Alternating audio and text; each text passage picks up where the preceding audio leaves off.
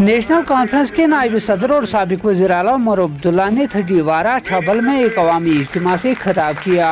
खिताब के दौरान उनके हमरा senior National Conference leader Mohammad Hussain व दीगर सीनियर लीडरान ने शिरकत की।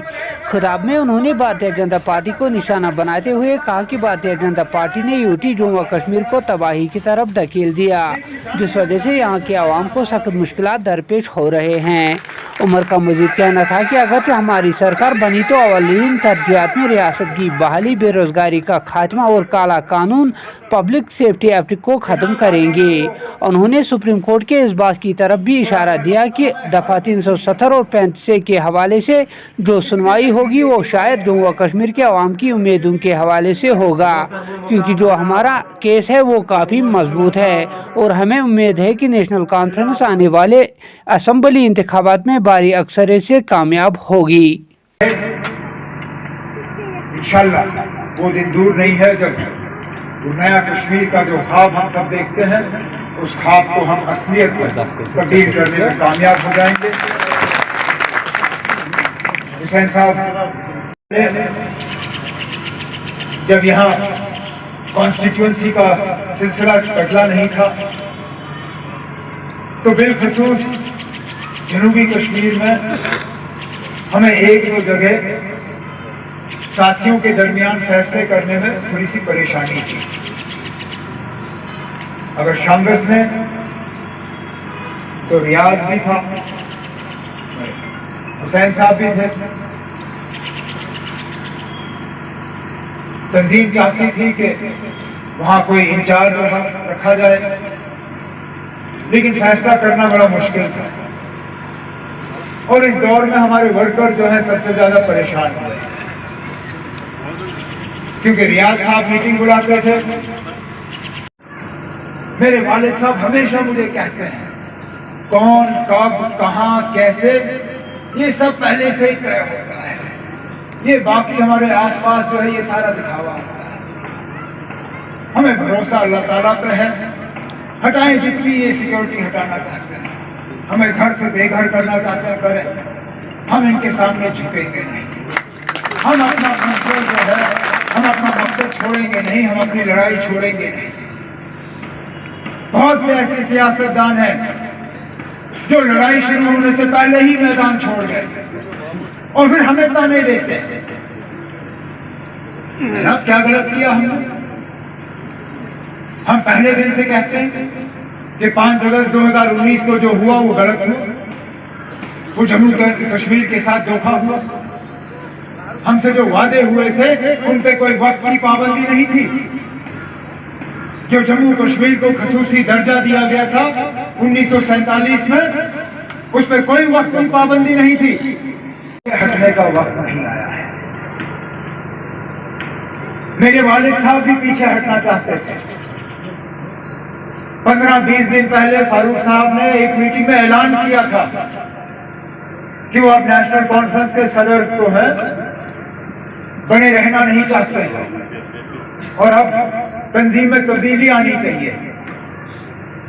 मैंने उस वक्त मीटिंग में कुछ नहीं कहा, मैं खामोश रहा, लेकिन घर पहुंच के मैंने अपने वालिद साहब से कहा, मैंने कहा खुदारा ये इस वक्त ये मत करिए, जम्मू कश्मीर को आपकी जरूरत है, नेशनल कॉन्फ्रेंस को आपकी जरूरत है।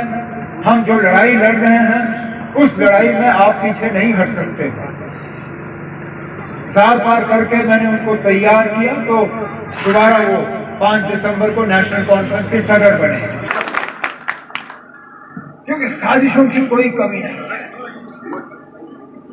एक तरफ से तो हमारे हुक्मरान कहते हैं कि यहाँ पे पॉलिटिकल एक्टिविटी होनी चाहिए, सियासी भागदौड़ होनी चाहिए, यहाँ पे तंजीम जो है मुख्तलिफ सियासी तंजीमें उनको निकल के लोगों के साथ एक तालमेल बनाना होगा। लेकिन मैंने अक्सर ये पाया है कि जब कभी नेशनल कॉन्फ्रेंस वाले निकलते हैं कहीं पे मैदान में लोगों से मिलने के लिए, पीछे से हुकूमत जो है वो परेशान हो जाती है और वो तंग करने पे लग जाते हैं।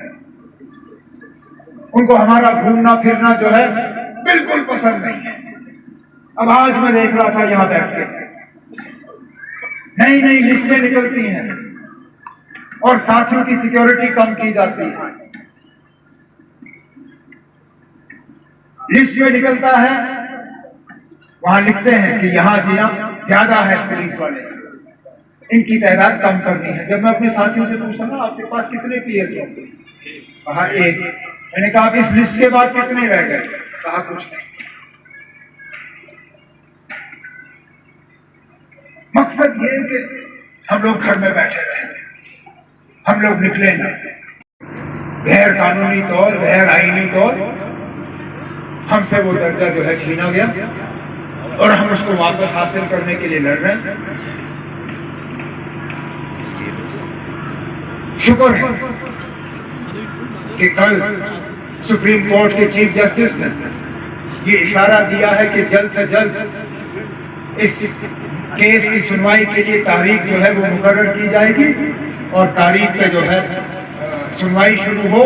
तो हमें उम्मीद है, मैं मान के चलता हूं कि हमारा केस जो है बिल्कुल मजबूत से मजबूत केस है और इंशाल्लाह हम इस अदालत से इंसाफ हासिल करके ही यहाँ जम्मू कश्मीर के लोगों को देंगे।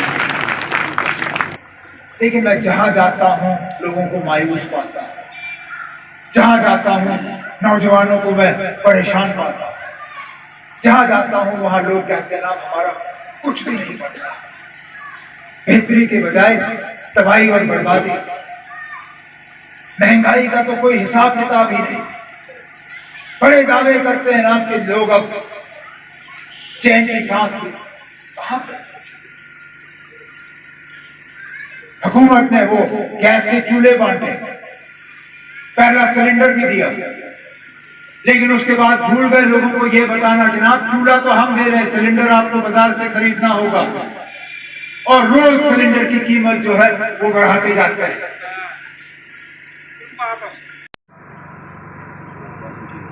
मुझे याद नहीं है अगर मैंने कभी इन 25 सालों में श्रीनगर के बाहर कश्मीर के किसी भी जिले में लगातार इतने दिन गुजारे होंगे।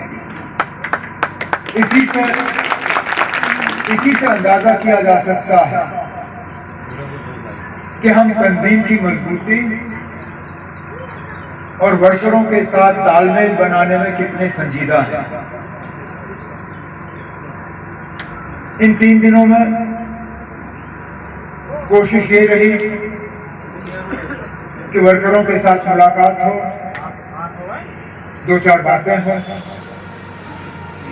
समझने की कोशिश करें कहां पे कोताहियां हैं, कहां पे कमजोरियां हैं, कहां पे खामियां हैं, कहां पे हमें कुछ दुरुस्त करने की जरूरत है। अल्लाह ताला के फजल से लगता है कि ज्यादातर इस जिले में नेशनल कॉन्फ्रेंस की पोजीशन जो है वो ठीक ठाक मजबूत है। अब कुछ जगहों में 19-20 का फर्क रहता है, इंशाल्लाह उसको भी ठीक करेंगे। जैसे मैंने कल रियाज के प्रोग्राम में अपने कहीं पे कुछ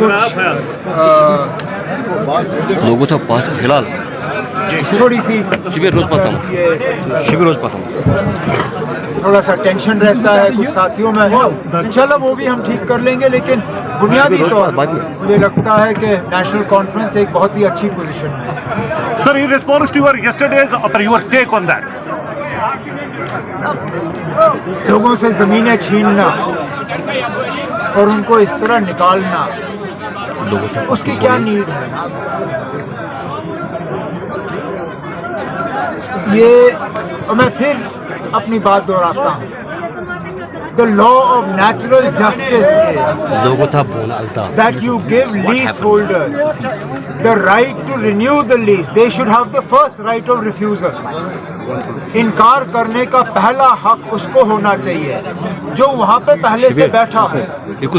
आप रेट तय करिए, अगर वो आपका रेट नहीं भर सकता है या भरना नहीं चाहता है फिर आप दूसरे को दे दीजिए, लेकिन पहला हक तो उसका होना चाहिए जिसने इतने साल उसको संभाल के रखा, जिसने उस पर इन्वेस्टमेंट की, बनाया, चढ़ाया, चलाया।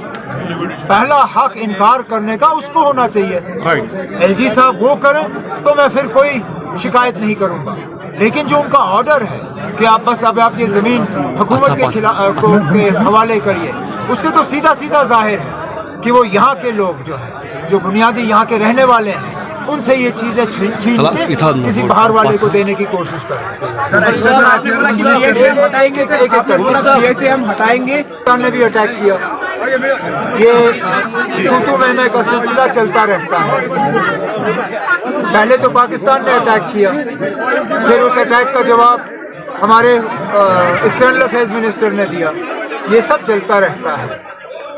हम नेशनल कॉन्फ्रेंस वाले हम हमेशा से इस बात के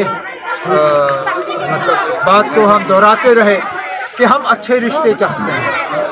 हम पड़ोसियों के दरमियान, चाहे वो हिंदुस्तान चीन हो, चाहे हिंदुस्तान पाकिस्तान हो, नेपाल हो, बांग्लादेश हो, श्रीलंका हो, हम चाहते हैं कि पड़ोसियों के साथ अच्छे रिश्ते हों। लेकिन हम ये भी जानते हैं कि अच्छे रिश्तों के लिए दोनों मुल्कों को काम करना होगा।